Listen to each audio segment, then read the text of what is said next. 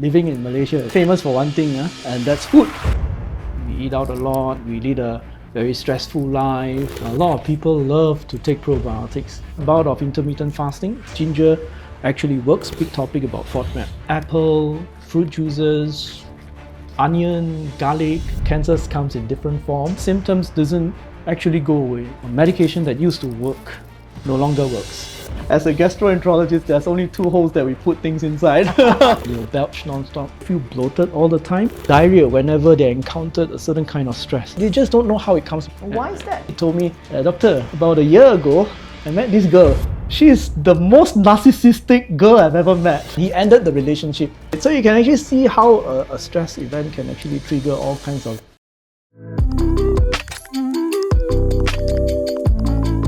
Dr. Chiam, first question. Yeah. Are Malaysians quietly developing gut problems because of our Malaysian diet, all the mamak food and teh tarik? Is that what's causing, us a lot of problems? That's a very, very good question.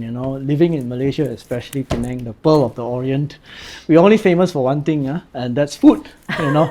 And the problem is, unlike Australia or any other Western countries where they shut down after 5 p.m., we go on until 12 midnight or even 2 a.m. 24 hours. We tend to take our gut for granted by a lot more. Sometimes it's not just the food that is the problem. Sometimes it's the timing of eating that is the problem.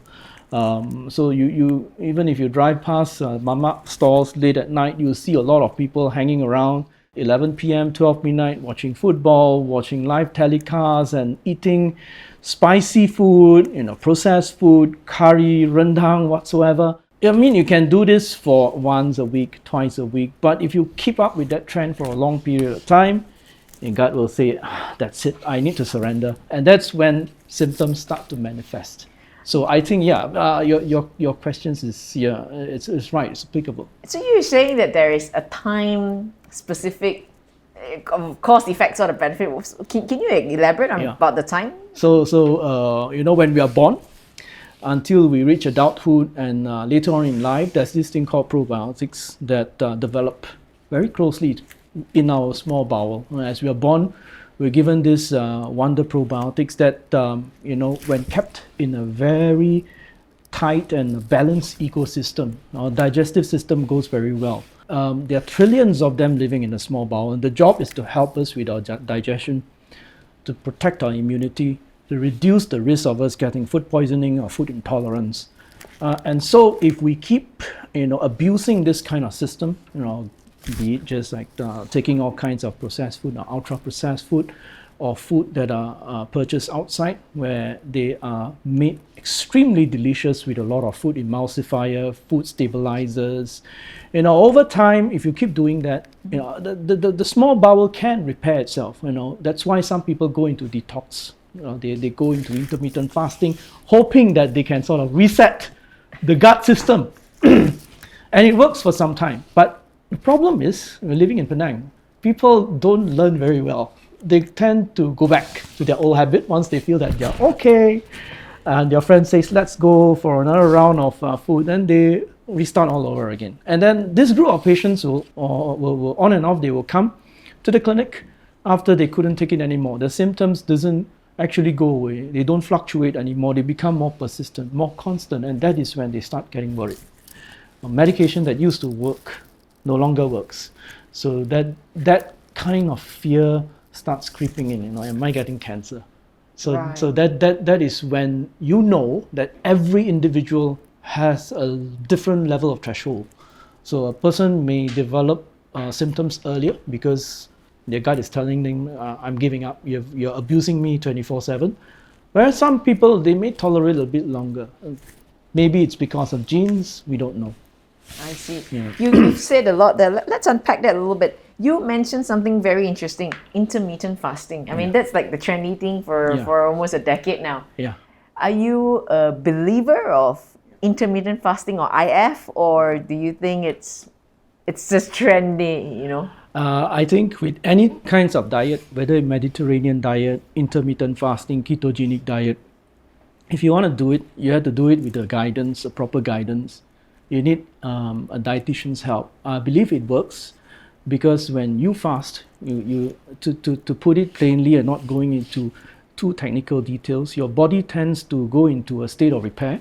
You give it an opportunity to repair itself, and you come out a better person. You feel more energized, you feel more lively, for example, because there's this term that research calls it autophagy, where the dead cells or the mutant cells tend to be cleared up during intermittent fasting.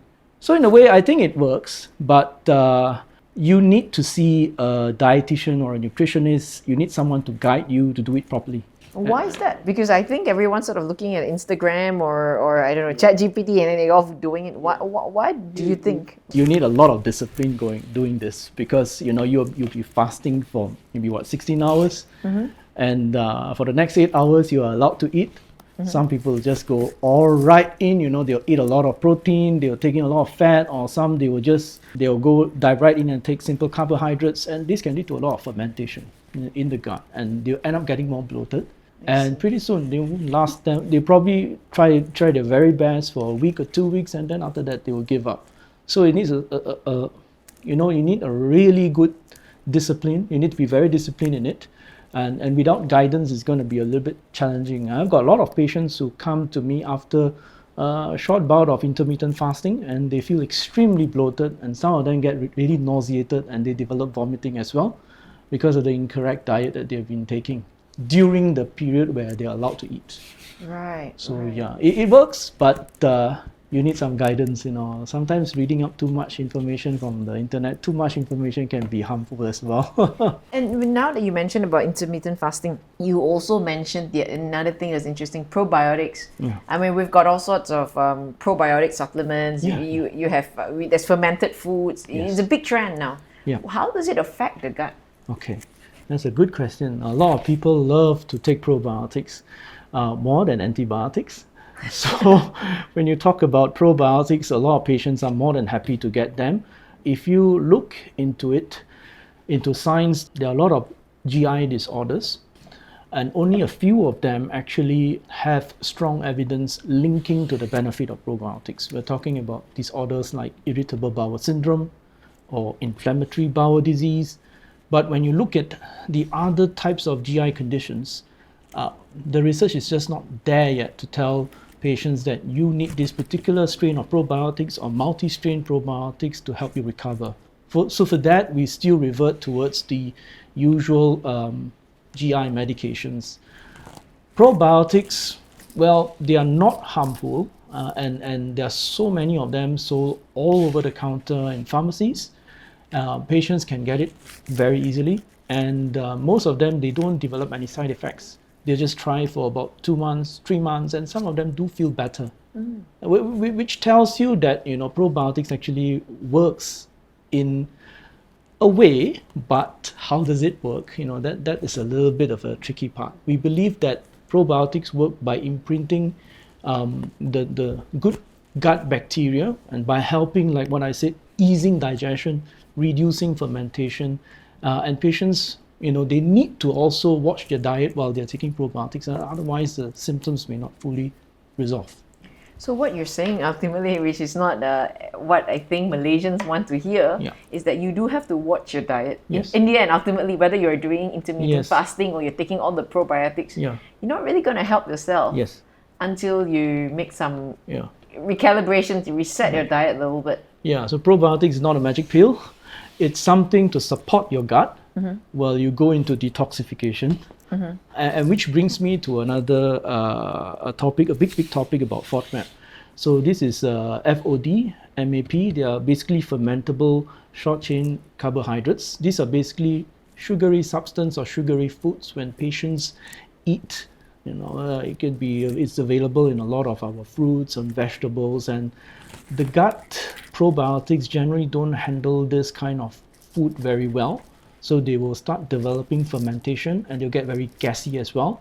And that will defeat the purpose of taking probiotics. So what I mean by FODMAP is there are fruits or foods available in terms like watermelon, pear, apple, fruit juices, onion, garlic, nuts, seeds, honey, all the sweet things, all the flavored stuff that people tend to like to eat.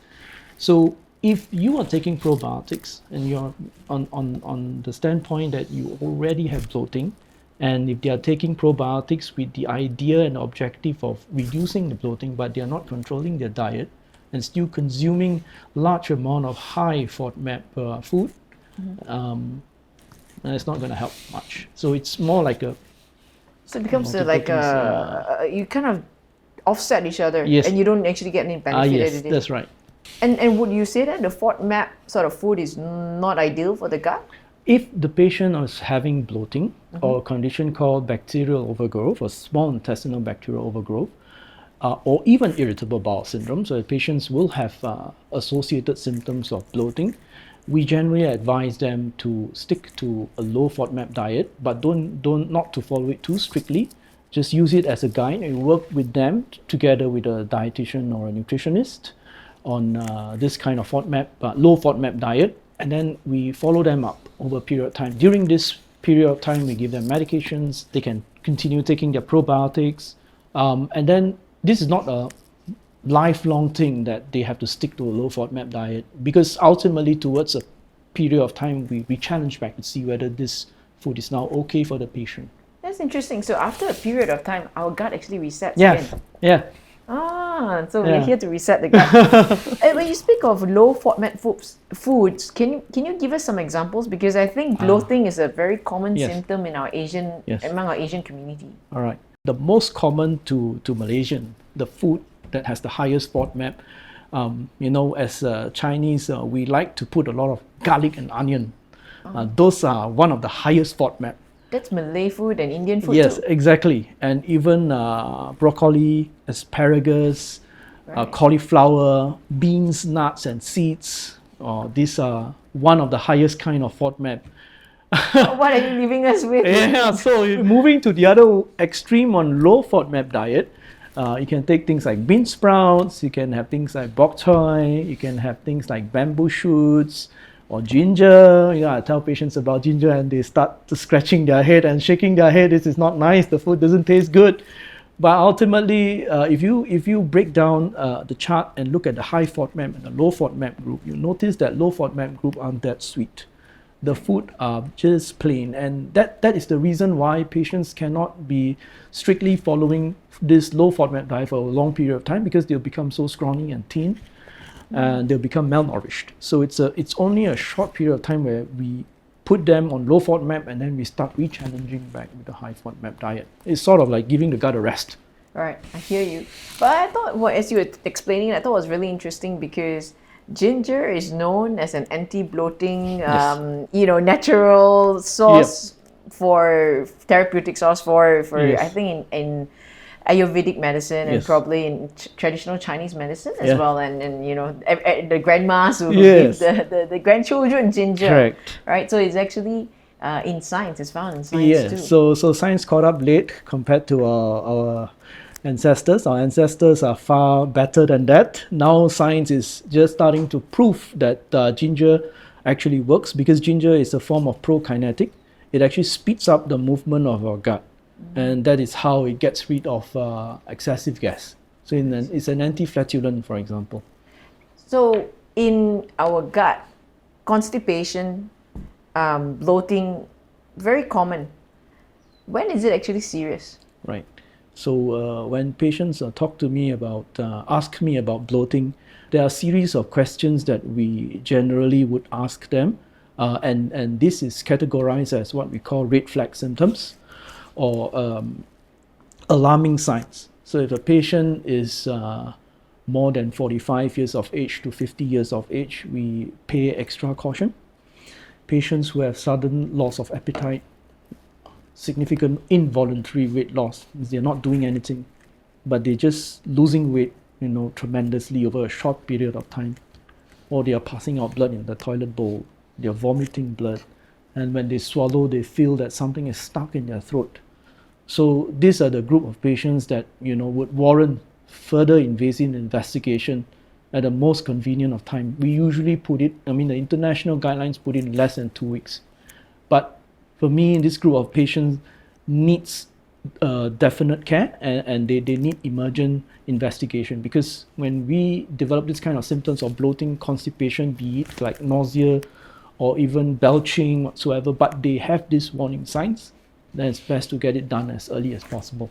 When you talk about investigation, what sort of investigation would a layperson should be doing? So when we talk about investigation, we can broadly divide them into non-invasive. Basically, we're not shoving anything up in your orifices, or invasive ones. You might want to unpack orifices for our audience. Okay, orifices is basically your mouth and your anus. As a gastroenterologist, there's only two holes that we put things inside. One is your mouth and one is your anus. So we normally start off with something called an ultrasound, where we put a gel over your belly, and then we put a probe. It's painless, and we'll just glance through your internal organs, looking at your liver, your gallbladder, your pancreas, your spleen, your kidneys, and look for any abnormalities and cancers arising from any of these internal organs that may, for example, a tumor may compress into your bowels, causing bloating, or even constipation, or even a CT scan. If, for example, an ultrasound picks something up that it cannot define properly, then you will need something called a CT scan, a better scan, or a clever scan, where we can look into more detail and hopefully also be able to help us understand what we are looking at. Now, if these two tests do not pick up anything significant, then we'll talk to the patient about endoscopies. So endoscopies is basically putting a flexible camera, long camera, which is flexible and controlled with the control panel, with buttons, and powered by a very high, what you call flashlight. So we'll insert the camera through the mouth, have a good look around the food pipe, the stomach, as well as the first part of the small bowel, glance through the surface of all these internal organs, take a lot of photographs, and if we see anything suspicious, we'll take a little bit of a sample and then put it on a specimen pot, and then we'll send it off to someone, another doctor in the lab, to look into it, to see whether this is cancerous or not. That is generally called an endoscopy. In Malaysia, we call it an OGDS. So it's a very common term. If you go to the hospital, the doctor will ask you to do an OGDS. So basically, what's the connection? O is an esophagus, the food pipe. Right. G is the gastric. D is duodenum, the first part of small bowel. S is the scope. So OGD scope. And following that, it's about 5 to 7 minutes time. The procedure takes about 5 to 7 minutes, longer if you have something inside your tummy that requires further delineation. After that is done, we'll turn the bed around and put a longer camera. Sometimes we use the same camera back. In case you're very small and tiny, we've got no choice. But most of the time we use a colonoscope, which is a longer scope, thicker scope, and put up your bum. And that is where things get a little bit more interesting, because colon cancer is far more common than the upper GI cancers in Malaysia. So we tend to find things like polyps, small little growths, lining on the bowel walls.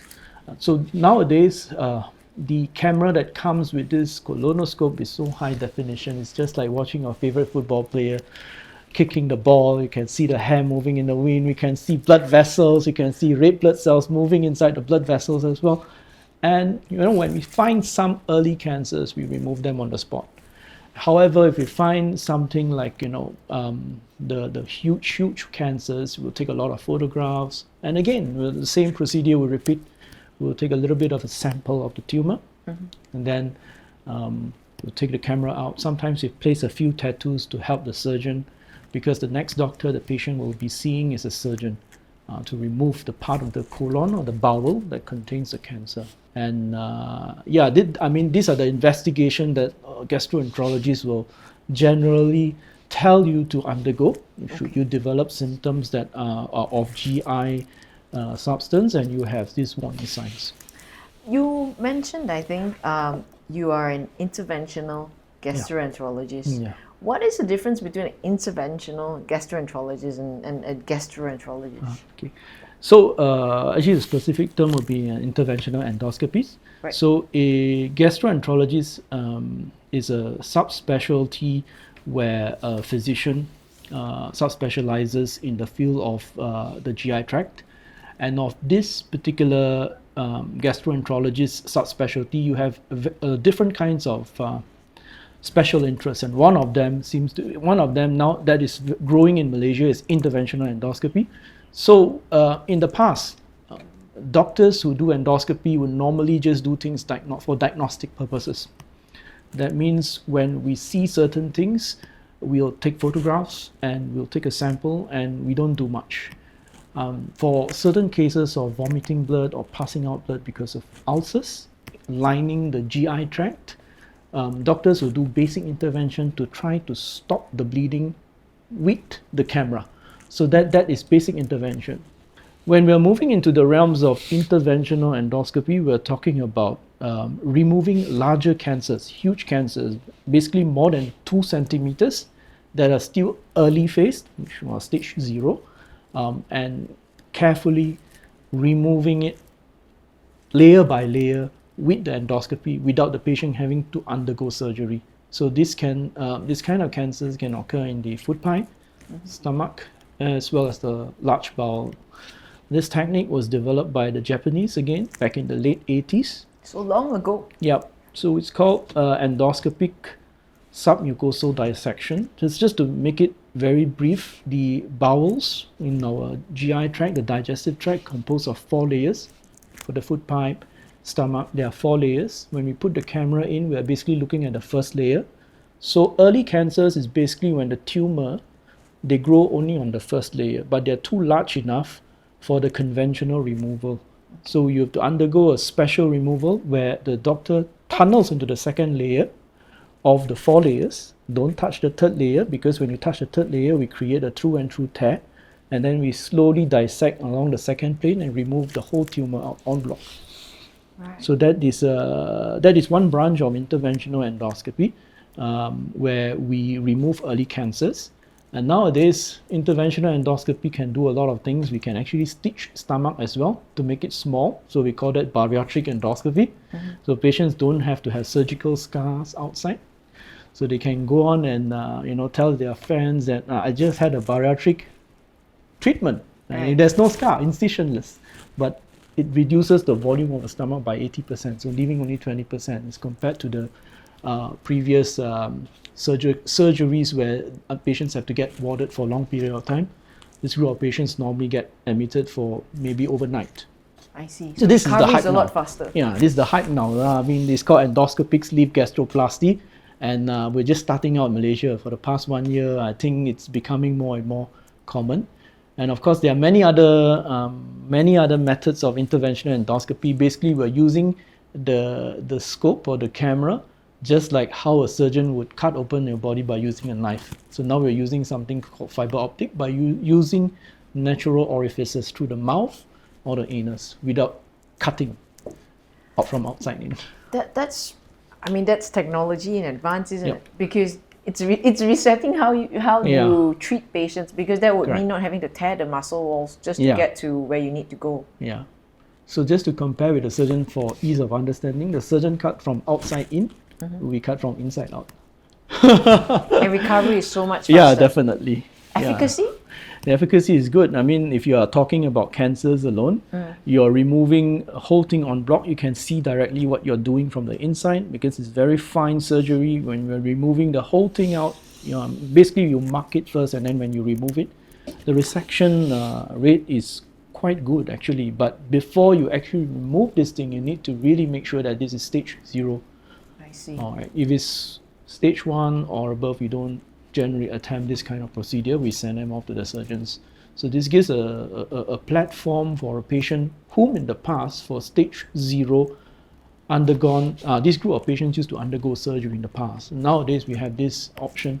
The patient can actually listen to both sides of opinion, one from the surgeon and one from the endoscopist, and then they can decide, I want to undergo endoscopic surgery, or I want to go to choose the traditional open surgery. Yeah. That said, right, wouldn't the endoscopic procedure or surgery to remove stage 0 be done during the investigation process, or is it a second procedure? Because you need a special consent. because endoscopic resection such as this can go up to 3 hours, 4 hours, and sometimes it can even go up to 8 hours. So the risk is different. You have a higher risk of bleeding, and also there's a tiny risk of perforation or creating a tear. So the patient needs to understand all of this, and of course the cost will be extremely high as well. Not as high as surgery, but still high. I see. So actually, it's a second round. Yes. Yes. So we spoke about endoscopic intervention endoscopy for cancer removal, stage 0. But you mentioned something very interesting as well for bariatric. Perhaps you could explain to us and tell us a little bit more about why would someone want to reduce their stomach by 80%? All right. So this is an option. We call this endoscopic sleeve gastroplasty or ESG, and this is commonly compared to another form of surgery where they remove a bulk of the stomach permanently, leaving only a small hollow tube. So the concept is the same. And ultimately, we want to reduce the stomach volume so that the patient can eat less, reduce the hunger pangs, so that when they start eating after this surgery or endoscopic treatment, they feel full very fast. But this is not for everyone. There are certain criteria that must be met before they decide that they want to do this kind of procedure. I think one of the most important things is that the patient needs to be motivated. They need to understand that despite having to undergo this type of endoscopic surgery or even surgery, they still need to watch their diet. They can't be, after the surgery, they can just, they'll just continue to drink smoothie or drink a shake and gain a lot of pounds, then they'll defeat the purpose. So first they need to be really motivated, enlist the help of a nutritionist or a dietitian. Some patients may need psychologist help as well, because eating is a form of defense mechanism. Once you eliminate the ability to eat, the patient can get depressed. And then nowadays we have a type of doctor called obesity physician as well. So it's a multidisciplinary effort. Patients needs to know what they are putting themselves into. Some patients also might have already tried various kind of drugs in the market. A medication called diabetes medication, where this patient also has a comorbid of diabetes and obesity. They have tried exercising, they have tried a lot of things, but nothing seems to work. They keep gaining weight, and they are at risk of developing something called metabolic syndrome, where the patients may develop heart diseases, fatty liver, kidney failure, stroke, and all these sort of things. And the only way to mitigate all this kind of risk is to lose weight fast. So hence, this kind of options, be it endoscopy or surgery, comes into play. None of each of these is superior to one another. They are equivalent and they are an alternative to the patient. They need to know that these are all the alternatives that you can choose from. The benefit of endoscopy compared to surgery is that it is minimally invasive, faster recovery time, is reversible. After 2 years, the stomach sort of expands again. For breaking the endoscopy, sutures. is actually reversible. Yeah, so you're tying from the inside. With surgery, it's not reversible. Surgery, you cut out the stomach. Cut out you cut out a portion of the stomach, and then you stitch from whatever that is left behind. That's why nowadays the sexy thing, a lot of people are looking at something called endoscopic sleeve gastroplasty. So they have actually done quite a few in Seremban, and now it's invading into centers in Kuala Lumpur. Surgeons, especially upper GI surgeons and gastroenterologists, are starting to learn this procedure, and they are providing an alternative to patients, which I think is good because it's reversible. If patient feels that change their mind, and they cannot wait for 2 years, you can just do the procedure and cut the sutures, and there you go. Wow. But so it's an alternative. Patients like it, like that kind of reversibility, because sometimes there's this compulsion that when their friends are doing it, I want to do it, then later they get it's a regret. I think I should impulse. Yeah. So endoscopy is good for stage 0.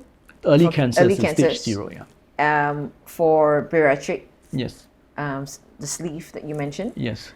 Anything else that? Oh yeah. So there are a lot of other interventional endoscopy tools that we can apply in aside from early cancer. So nowadays with refractory heartburn, patients getting a lot of burning sensation over the chest, they have taken a lot of medications, anti-reflux medication. They have followed their doctor's advice and lose a lot of weight. They have stopped smoking, they have stopped drinking, they have avoided a lot of kind of food, but they are still having heartburn and reflux. So in the past, surgeons will usually do something called a fundoplication, or basically they tighten the valve with the upper part of the stomach. They just wrap around, make it a bit tight. And again, it becomes irreversible sometimes when they are too tight. So patients end up having difficulty swallowing. Right. So there are endoscopic means where it has the capability of tightening the valve. There are many other ways that you can do it. For example, one is they use a type of gas called argon plasma. So they burn outside around the valve, and when it heals by scarring, so it tightens up.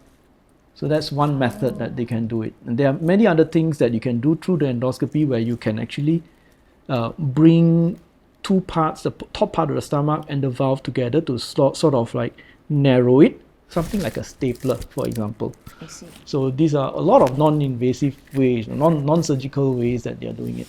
Just a quick pause to say thank you for watching this show. Join our growing community by hitting that subscribe button. Your support gives us the opportunity to invite more voices and better guests to help you on your journey. There are many other things that are coming out, and interventional endoscopy is one of the future, and it's touted to be a complementary option to the surgical methods. And would a doctor require special training? So first they have to finish their physicians, right? And they go off to become a gastroenterologist, and then they subspecialize in interventional endoscopy. Correct. How many more years do you have to study or specialize in? Well, learning never ends. For a doctor, you learn until you die. So gastroenterology training is 4 years. The first 3 years, you are learning all your general gastroenterology, your general hepatology. And then for your final year, you can do whatever you like. So some of us venture into interventional endoscopy because that's where it gets more challenging. So it may only be a year of basic advanced training. Right. And after that, you can enlist yourself to further advance your learning. So some of my friends or colleagues, and especially myself, we go to countries like India, China, and Japan. We spend a short amount of stint of proctorship, undergo a little bit of supervision because the cases there are higher volume, the centers of excellence. So from there, we visit different kind of centers to pick up different kinds of skills. And nowadays, we have workshops on pig models, live pig, where we perform all these kind of complex procedures to train our hands, our eyes, and our skills. And then we bring in international experts to help us as well. And we slowly progress over the number of years. I mean, it takes time.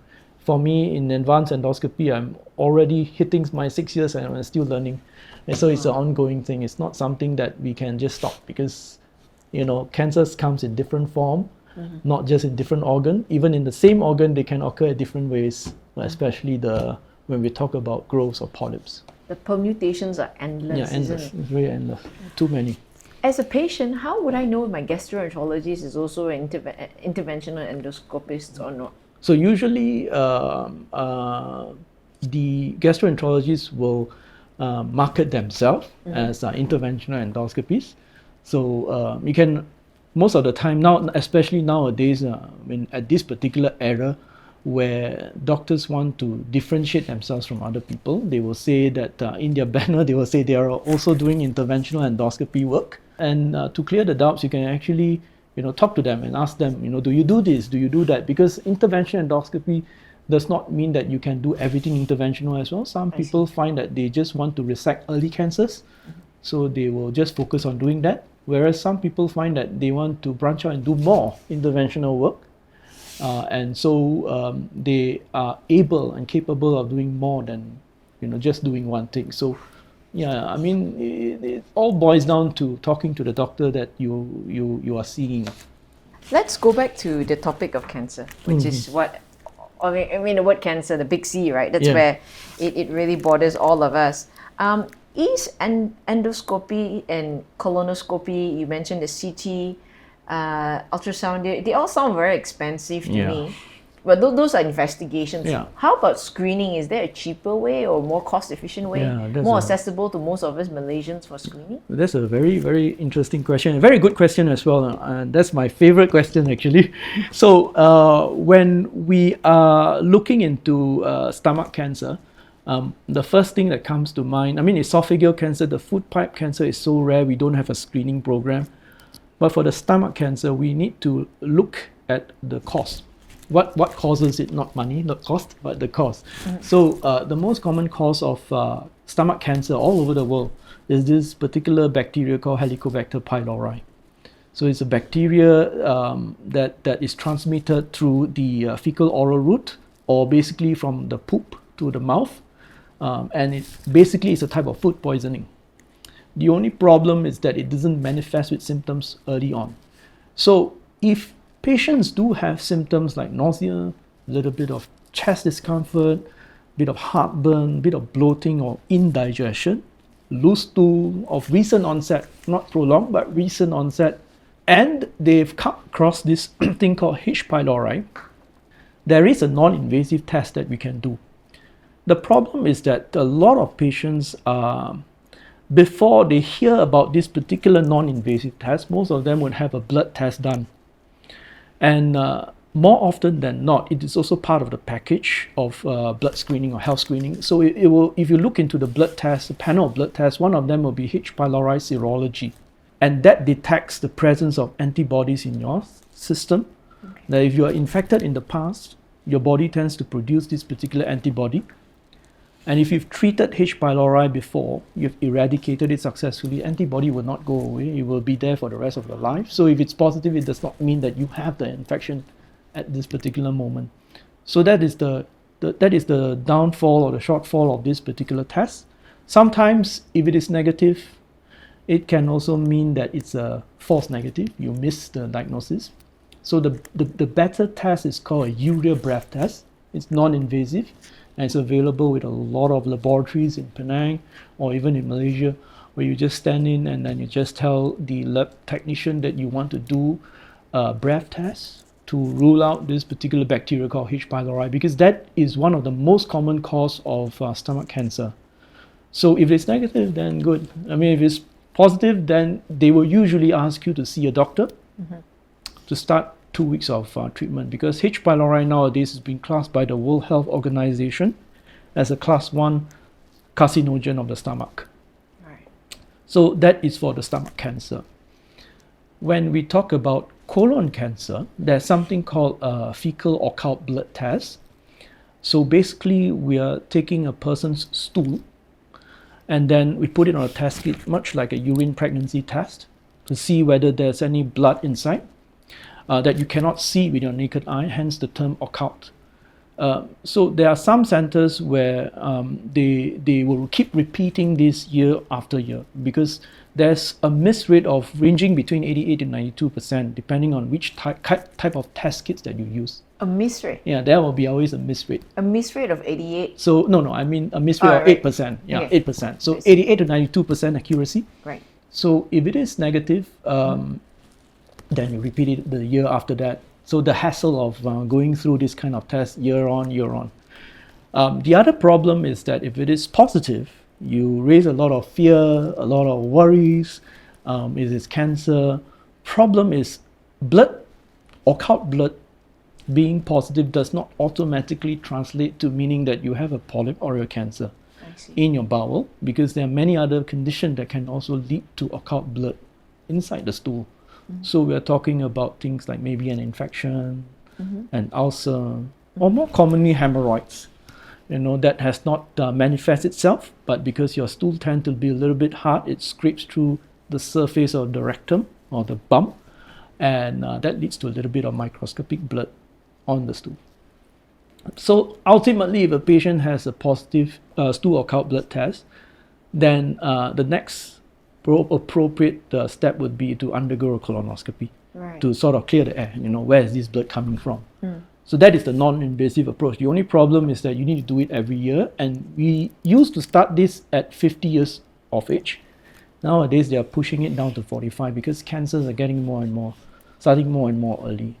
Would you be aware of what screening options are available through public health? Yeah, through our KKM? In our KKM, we have stool tests, but it is offered in a voluntary approach. So sometimes it's opportunistic because we don't have an established colon cancer screening program in Malaysia. So if you are walking into a public center, if you heard of what a stool occult blood test is, you can ask the doctor, do you have that test kit? And most of these centers, they have them in the government, and they'll be more than delighted to offer it to you for free. So you can do it. If it turns out positive, then they will write you a referral letter on to the hospital that has endoscopy services. Likewise, in the private setting, it is also opportunistic. So for example, patients who walk into the hospital complaining of non-specific symptoms like bloating, tummy discomfort, has been going on for some time and they are worried. So they can also opt to undergo endoscopy and colonoscopy if their insurance covers. So that is another way. Ultimately, you will never know whether there's any early GI cancers or polyps until you put the camera inside. And for the people who are watching who've never undergone an endoscopy or a colonoscopy, do they need to be warded overnight? Very good question. So for endoscopy, the only preparation, the top part, is to fast for about 6 to 8 hours before the procedure. No food, no water. Some centers will allow you to still drink clear water up to 3 to 4 hours before the procedure. And then just before you undergo the procedure, it is done in a daycare setting. They will spray a numbing agent at the back of your throat. It's a bit bitter. It's called lignocaine. Then you hang it on for a bit in the throat, at the back of your throat, and you swallow it down. You will numb it, just like how a dentist would inject that thing under your gums. Yes. Then they will give you something like a bite block. And this period of time, you'll still be conscious. So you bite onto it. You put an oxygen cannula on your nose. And then just before they pass the camera down, they will give you medication that will knock you off to sleep. So once you're asleep, the good thing is that you will have no memory of what goes on. And that camera will go in. However, for the colonoscopy, the preparation is a little bit more complex. But at the same time, this can be done at the comforts of your home. So you'll be given specific instructions on how to manage your diet a day before for the whole day, and then how to go about drinking all this kind of, we call them bowel prep, over a period of 8 to 9 hours. It can range from 3 to 4 liters, where you slowly drink and then you poop quite a number of times. Sometimes it can go up to 40 to 50 times. I've done a colonoscopy before. So the whole idea is to make sure it's really clear so that we don't miss things. And then the next day, get someone to bring you to the hospital, or you can grab. Nowadays, so convenient. You can just grab. Then you'll be admitted to the daycare unit. Once you get the procedure done, you'll be monitored for about half an hour. Once you're all right, they'll send you back to the daycare unit. You wake up, you have a meal, the doctors will bring the results and talk to you through, and then you go home. So you can eat afterwards. Yes. I think that's very important for your normal activity. We talked about investigations, we discussed about screening. Let's talk about prevention. Yeah. Microbiome. What can we do for ourselves? Okay, unfortunately, there's nothing much that you can do. One of the major things that affects our gut microbiome is aging. As we age, we get sick from infection. It can be just a normal cough or cold. It can be influenza. It can be COVID. It can be food poisoning, or it can be just acquiring diabetes or heart problems that necessitates you to take all kinds of various medication that can harm your gut. And all this kind of medication has a tendency of disrupting the ecosystem of the gut microbiome. So when that happens, you notice one particular thing that, food that you're able to enjoy in the past becomes a problem. You can no longer enjoy them. You eat a little bit, you feel like you need to rush to the toilet to pass motion, to have diarrhea. Some patients feel bloated very easily. So in a way, as we age, and we still need to stick to the normal things that the usual guidelines your doctors will always tell you. Eat until you are 50 to 60% full, and then stop eating. small, frequent meals, they call that. Or other things would be drinking a lot of water throughout the day, 2 to 2.5 liters. Eat your greens, your vegetables, make sure that they're fresh, fruits, because fresh fruits and vegetables contain probiotics and prebiotics as well. Eat in moderation, exercise regularly, cut down alcohol, don't smoke. The usual advice that they'll always tell you. And I think that is very important because it may be so common to us, but as I speak to the patients, this is something that is news to them. It is not something that is commonly heard. So they'll be like, one of their main worries is that there's no more purpose in living if you can't enjoy these kind of things. Yeah, so we were at the gut microbiome, and you said that patients, what will you say to patients who feel that life is no more worth living? Yeah, we always go back to eating in moderation. That's very important. Some tips that I usually tell patients is that you can still enjoy the food that you used to enjoy. It's just that right now, since you have already developed symptoms of bloating, you need to perhaps cut down. And like most people who do a lot of gym, they have a cheat day. So you need to have that particular cheat day. Otherwise, then they will not find a purpose of living anymore. So it gets very difficult, because then it brings you to another problem called disorder of the gut-brain interaction. Because when patients are stressed up about the food that they are only allowed to eat, a long period of time, if you don't follow them up, if you don't talk to them properly, they will feel that life is very meaningless on only eating this certain kind of food. You'll get depressed, they get anxious, and then by eating the correct type of food that you have recommended to them, they'll come back developing more bloating, because the gut and the brain talks to one another in the normal circumstances. When that interaction is disturbed or interfered, then you'll notice that the patients will start developing GI symptoms where all the investigations will be normal, but you see the patient sitting there very anxious or very depressed, because the whole idea is that when you are down, when you are sad and depressed, when you're anxious, the brain releases a lot of stress hormones, and one of them is called cortisol, and that will cause a lot of abnormal movement in your gut, abnormal motility of your gut. That will also affect the gut microbiome as well. So our emotion does play a very important role as well. That's so fascinating, and I'm glad that you brought this topic up, this interlink between the gut microbiome and our mental health, right? Can you elaborate a little bit more? Is it intertwined, or is it cause or effect? Yeah. So which is the chicken and egg almost? That's a very difficult question to answer.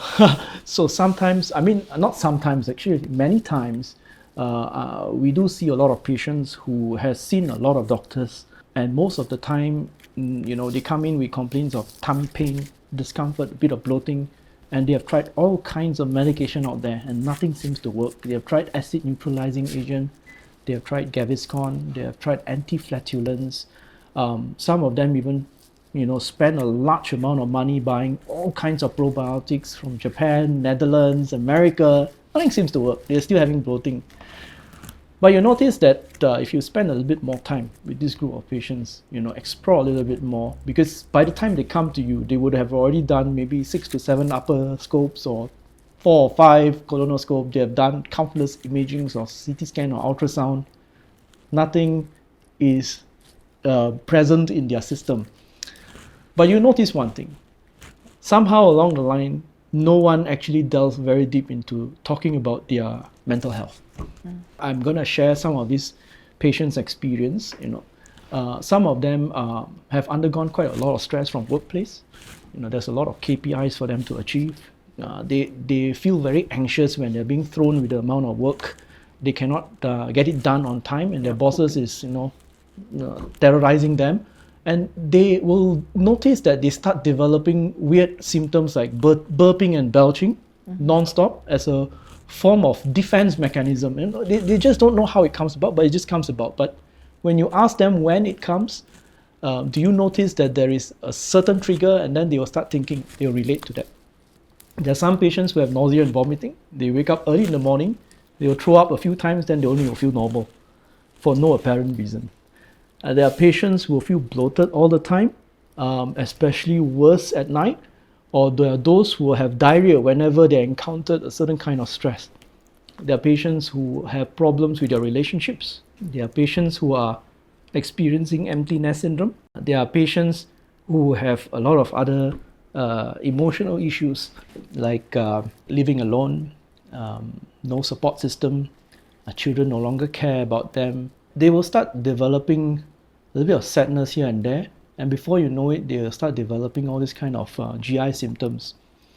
So naturally, for a patient to have this kind of symptoms, first before they go and see a doctor, they will try their own remedies outside there. They'll try taking all kinds of medication. And then subsequently, when that doesn't work, they go to their GP, and then to a gastroenterologist, to surgeons. They do all kinds of tests, but everything comes back as negative. They've been living with it for years, some even decades, 20 years, 30 years. And they almost give up. They say nothing seems to work. And nowadays, the good thing is that gastroenterology, there's also another branch called functional and GI motility disorder, right, where we have tests to rule out functional disorders, or we can actually zone in and pick up on functional disorders. What will be functional disorders? So functional is basically something that is, we call it disorder of the gut and the brain interaction. So surprisingly, this group of patients will eventually, following counseling, we start them on a certain group of medication called neuromodulators. And this is prescribed by the gastroenterologist. Yeah, so we are actually psychiatrists as well. We're surgeons, we're also psychiatrists. So we pao small, pao high. So yeah, I started quite a lot of patients, especially this year when I become more confident and I have a better team of support in my center. Mm-hmm. I'm starting a lot of patients on this kind of neuromodulators. Patients will get very freaked out. They'll say, "I'm not crazy, doctor." I say, "Yeah, I'm not treating you because you're crazy. I'm giving you this medication because there are studies to prove that the interaction between the disordered gut and the brain can be reconnected with this medication." So what does this neuromodulator do? Does it calm the nervous system? Yeah. So for here, I'm going to introduce a term called visceral hypersensitivity, where a certain group of gas, for example, or food preservative, for example, that comes into contact with the small bowel lining. Most patients will not feel anything. Most people will not feel anything. But this group of patients will feel a little bit of, not a little bit, a lot of symptoms like gas. You know, they feel pain, burning discomfort. They will feel that because they are more sensitive towards this stimulus. So because of that, they get worried. So you establish the vicious cycle. You know, the gut is telling the brain something is wrong. The brain is trying to say there's nothing wrong, but ultimately because the symptoms keep recurring, the brain also follows suit. So that is when it starts releasing all the stress hormone, the wrong chemicals down towards the gut and telling them that, okay, since you're telling me something is wrong, I'm telling you what to do. But the essence of the core is that what the brain is telling the gut to do is giving it wrong signals because the signal sending up is wrong. So the patients will manifest with symptoms of bloating and pain again. And that is why when you take all this kind of medication, it doesn't seem to work. Yeah, it goes wrong. Yeah, you need something to cut off that cycle. The spiral. Yeah, so most of the patients, when you put on, finally they agree to start on neuromodulators, and it's not easy in a local setting to tell them to start taking this medication. I have to give them weeks. Some patients will go months.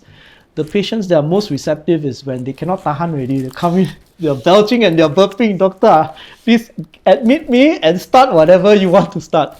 And those patients who finally agree, it's a miracle. Once you start them on the medication, they get back their life. It's oral, I imagine. It's oral medication. You can take it at home? Yeah, you can take it at home. The only problem is that it's very groggy, it's drowsy, but usually like all anxiety medication or neuromodulators, the first 2 weeks is the most difficult part because your body is starting to get used to this medication. You get a lot of side effect of grogginess, drowsiness, some patients diarrhea, some patients constipation, tiredness. Some patients sleep the whole day, they can't work. And for a working adult, that's not possible. So they need to find a time where they are not working, and then they can take that medication during a period of time. When they transition after 2 weeks, they'll be all right. So are you saying it's a long term, or is it again just a reset, the period where they take the neuromodulator and they reset and they can wean off the neuromodulator, or it's actually a long term? Unfortunately, that is the main question. The patients will just ask you, for how long should I be taking this medication? And I usually tell them that, it depends on the stressor. If you're stressed out from your relationship or from your work or from a certain particular significant life event, then you need to look into all these factors. And I can't help you through this. I can tell you what is causing it, but you need to either sort it out yourself, or I can always refer you on to a psychiatrist. Right. And they can work through in terms of psychotherapy, cognitive behavioral therapy, and they come up with a better defense mechanism. And slowly you notice that we are able to wean this medication down. One of my early patients, the first patient that I finally decided to start a neuromodulator in my practice, was a young boy. He's about, not so young, he's about 22. Mm-hmm. He was a very cheerful lad, very, very wonderful character, jovial character. And then in the middle of last year, he started developing symptoms of very weird, vague symptoms of nausea and vomiting. He feels something that's stuck in the throat here, difficulty swallowing, chest tightness, just started pricking here, there, everywhere, joint pain, muscle pain, bloating, reduced a little bit of appetite, has some constipation. So he basically have everything that is wrong with him. And he has undergone all kinds of tests and everything was normal.